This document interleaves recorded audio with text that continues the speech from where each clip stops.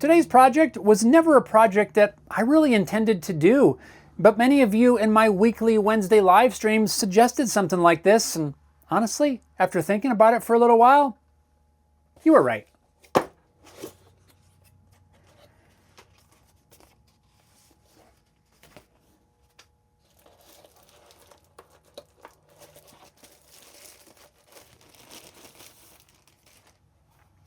Today, we're going to build a custom weathered gray wooden frame for my YouTube silver play button. And we're going to mount this right here on kind of my barnwood backdrop that's going to show up in every video. This is going to be a pretty simple frame build, but it's going to have that same rustic feel that this sign does that I made so many years ago. We've come a long ways since then, but we're going to use this little frame project to tie into the channel roots. And it's also a way for me to say thank you to all of you for helping this channel hit 100,000 subscribers. Let's jump right in and get started.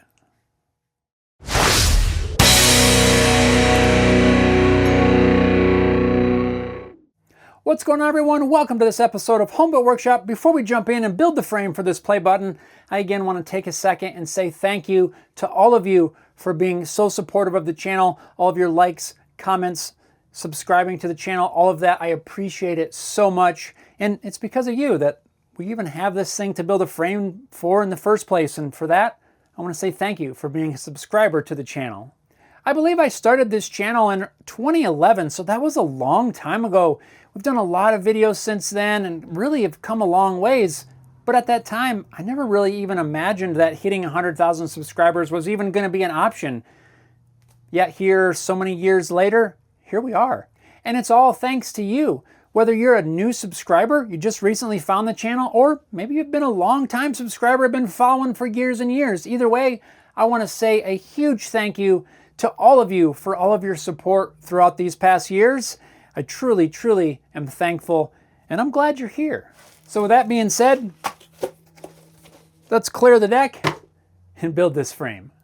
Since I want this frame to basically match this barnwood sign, I've scrounged up some pallet wood that's nice and gray and weathered, and I think I can get enough material out of this to build this frame. I don't need a lot of material because, well, we're not building a big giant frame, but the biggest thing is I need to find a piece that's thick enough that I can cut a rabbet in and still have a little bit of material left to kind of hold the frame in place. I'm trying to find the thickest piece that I have. I think it's this one. It's thicker than all of the rest. The reason I'm looking at this is because I want to have the piece thick enough so that once I cut the rabbet, there's still a little bit of material just proud of the surface of this plaque. And I think this one's going to work good. Looking at my piece, I think I've decided that this is the surface that I want to be facing out. I just think it looks better than this backside. It almost looks like there was maybe a piece broke off of this a long time ago. So I need to go with the width at this narrow end. It looks like I could safely get 2 3/4 of an inch width out of that. That only really matters because I need to rip this down, and I'm just trying to figure out what width can I safely get 2 sticks of.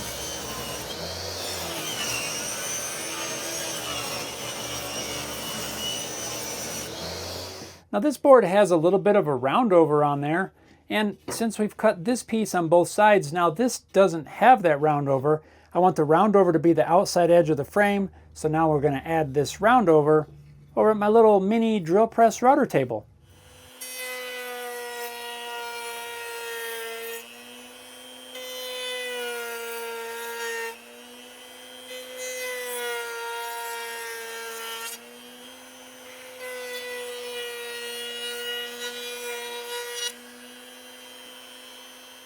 With the round over now on both pieces, we're ready to move on to a topic that we've talked about recently here on the channel. We need to cut some rabbets to hold the artwork.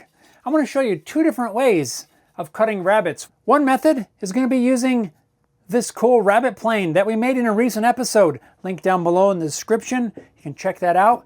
We're going to use that to cut the rabbets on one of these, and then the other one we'll do quick and simple on the router table. Both are pretty easy. The first one requires some sort of a rabbet plane. If you want to build one of them yourself, really easy to do. The second one just requires a router, a fence, and a straight cutting bit. In order to keep myself from making a mistake, I'm just going to make a mark on this stock of where that rabbit needs to go. That way, helps keep me in line and I don't cut it in the wrong spot. Since this rabbit is going to be just a little bit wider, I need to adjust the fence on my rabbit plane first. Then I need to go through the process of getting this plane adjusted so that it cuts good. I don't want it trying to cut too much at one time, but it needs to be thick enough to get a nice shaving as well. A little too far there. Too heavy of a cut. I don't want to take that much.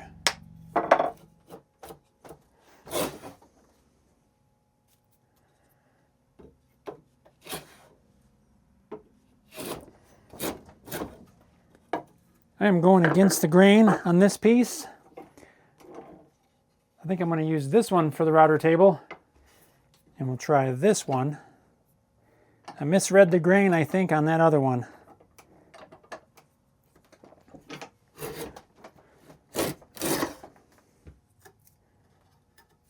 Huh.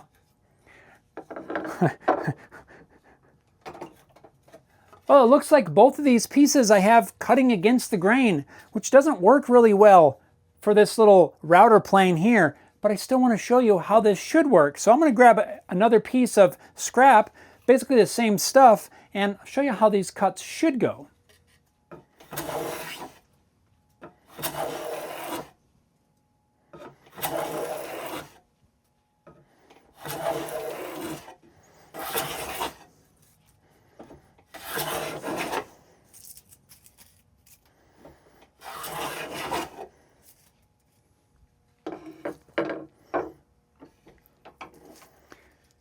And you can see how by just repeatedly making passes, we end up with a rabbit. We just would go as deep as we need to go until it fits our piece of artwork. So that is one method of making a rabbit, and I might add an extremely satisfying way of making a rabbit, especially when you're using a plane that you made yourself. The only thing that you really need to keep in mind is grain direction. Now, when I made this one, I only made this in, what, a left-handed version? I need one that is in a right-handed version. Then, no matter the grain direction, you can just grab the other direction you need and make your cuts. Then, I wouldn't have had the issue with these pieces. I guess when I cut these, I just ended up with the side that I needed the rabbit on to be against the grain.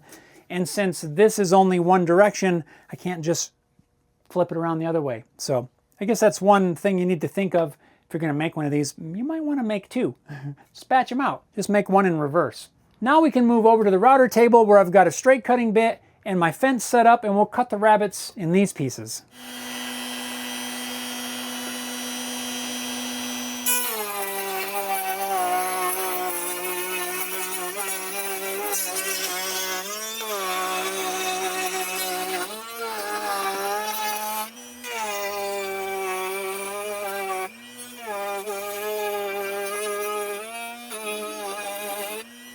Rabbit's complete. I think it's just deep enough to where I can get a tab point in here to secure this in. I really do wish that that rabbit was a little bit deeper, but hey, you got to work with the material you have. We just don't have the thickness here, and I don't really want to go any thinner on this front edge.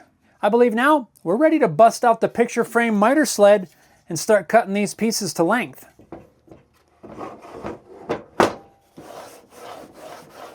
This is my picture frame miter jig also that I made in a much earlier video here on the channel. I'm going to put links to all these videos down below in the description. We're using a lot of cool stuff that we made in earlier videos. This design is super cool because it works with the rabbit on your stock so that you don't have to do all that complicated math. Remember, when you make a picture frame, the length is actually on the inside of your rabbit. That's where your measurement for your art piece comes from. This takes advantage of that, and you set your stop block based on that inside dimension. It's really kind of handy. The way this jig works is you start off on the short side of the jig and make your first cut. Then we need the measurements of whatever the artwork is. This is 9 inches by 7 3/8. Since this has a ruler on here, we just slide our stop block in to 9 inches. And then we take our piece that we first cut on this side of the jig, rotate it around to this side, butt it up against our stop block, and make our second cut.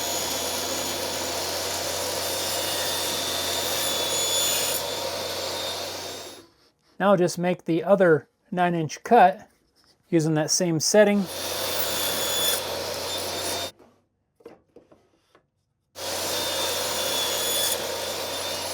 Then we can just readjust our stop block for our 7 3/8 cut, and we can cut the remaining 2 pieces. Really quick, really simple.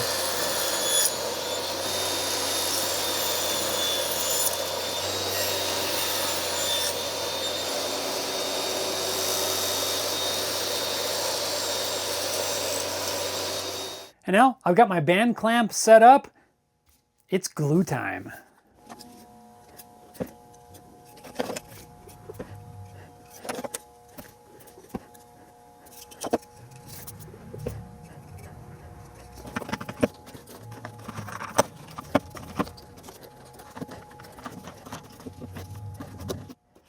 There we go, all our joints came together really nice. I've just added a couple clamps just to keep everything flat.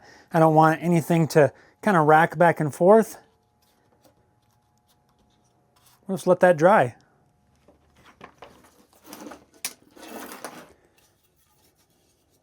Frame glue up, complete. Now, a lot of times I will do some reinforcements in the corners of a frame, especially if it's something that's going to hold a heavier piece of artwork. For this particular frame, I'm going to choose not to. I'm going to rely on just the glue joint. It's going to be just fine, but just know that if you're building a frame and you want to reinforce the joints, now's the time to do that. There's a ton of different ways that you can. You could use splines, dowels, any number of ways to reinforce the glue joints, but I'm not going to worry about it this time around. A lot of cases, as long as you get a good glue joint, it's going to be perfectly strong and your artwork is not going to end up on the floor. But it is something that I like to do. I'm just not going to do it this time around. I do, however, have another issue to address, and that's this cut edge. We've got this nice gray patina on the front and a couple of the sides, but we've got this fresh cut wood here, and that's going to look really strange. So we need to kind of make that blend in a little bit more with this nice gray look. Thankfully, there's a solution for that. I've got some Transfast water-soluble gray dye here. I've mixed up a batch and kind of tested the color ahead of time. It's going to work really good to blend in this fresh cut edge. It's not 100% perfect match, but it's pretty close. And when this is hanging up on our barnwood backdrop, it's going to work perfectly. I really like this Transfast dye. You've seen me use it in a lot of other projects, mostly guitar projects. It works really well.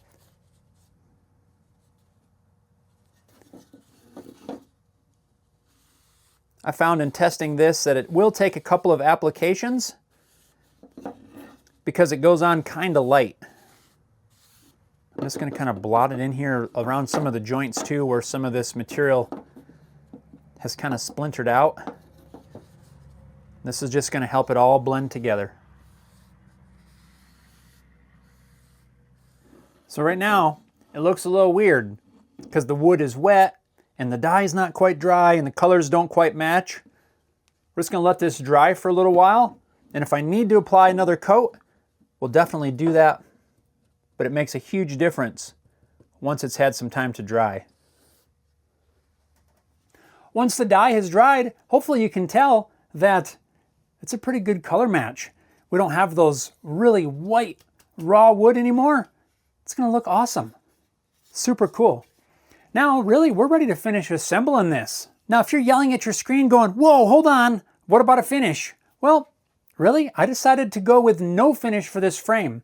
This little accent sign back here, there's no finish on that. This is just the bare gray wood, and I want to maintain that same look for this frame. I did do a test piece using just some paste wax, and I still feel like it darkened it a little bit too much. Again, I want to maintain that light gray color to match the backdrop. Although I think if I was making something like this for maybe inside the house, I think the paste wax would be a fine option. I like the way it looks. It just doesn't quite match the background of this lighter color, which I want to keep. All I really need to do now is nail on a hanger so we can hang this frame up.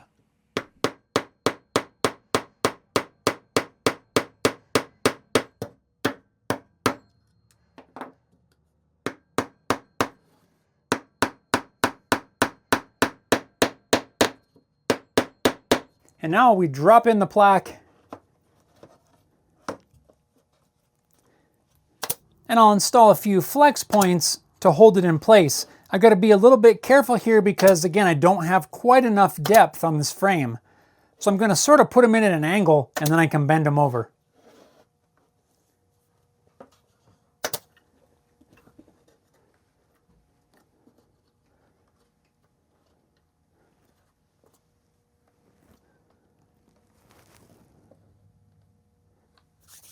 Look at that, I've already gotten it all dusty. It's perfect. There we go.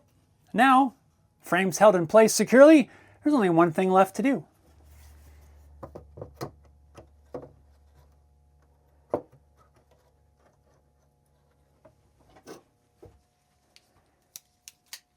That's cool. And that's going to be a wrap on our weathered gray reclaimed wood picture frame. I think it turned out awesome. I really love that weathered gray look, whether it's on a picture frame or really whatever the project is. Super happy with the color match. It exactly matches the colors on the Home Built Workshop sign that we see in all the videos. Really happy with the way it turned out. And don't forget that this project is for you guys. You are the ones that requested I build some sort of a frame and get it hung up here in the shop. So for that, I want to say thank you for your encouragement. And also, I want to say thank you truly for each and every one of you that are subscribed to the channel, whether you're new or you've been subscribed for years. Thank you so much, because that wouldn't have happened without you guys. So thanks a lot for watching. I really appreciate each and every one of you, and we'll see you next time. Turned out pretty cool. Right here in the shop, you're going to get covered in dust. But that's where you belong, because sawdust is how you got here. So get ready. Make sure you wear your PPE, because you're going to get pretty dusty. Now I got to get off this bench without falling. How am I going to do that? I'm probably going to throw my back out. Oh, no, we're okay, I think. Ow. Oh, yeah, we're good. Oh.